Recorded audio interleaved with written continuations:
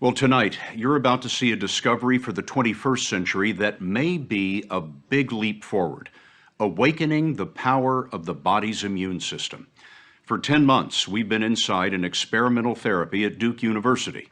Some of the patients there use words that doctors don't use, like miracle and cure. And that's remarkable because these patients were handed a death sentence, a relentless brain cancer called glioblastoma. To beat it, researchers are doing something that many thought was crazy.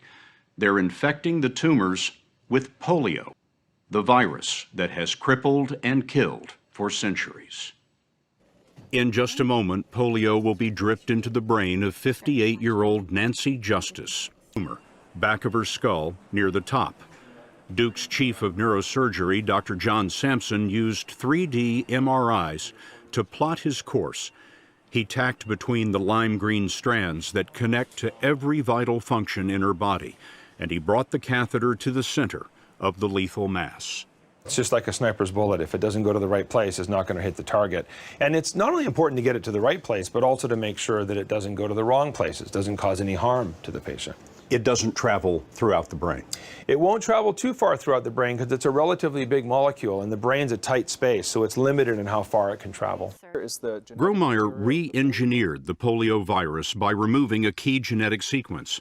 The virus can't survive this way, so he repaired the damage with a harmless bit of cold virus. This new modified virus can't cause paralysis or death because it can't reproduce in normal cells. But in cancer cells, it does.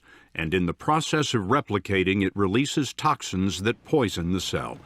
So by infecting the tumor, we are actually removing this protective shield and enabling the immune system to come in and attack. So essentially what's happening here inside the tumor is you have a polio infection. Yes. And that sets off an alarm. Yes. For the immune system. Yes. The immune system says, there's a polio infection, we Yes. better go kill it. Exactly. And it turns out it's the tumor. Yes.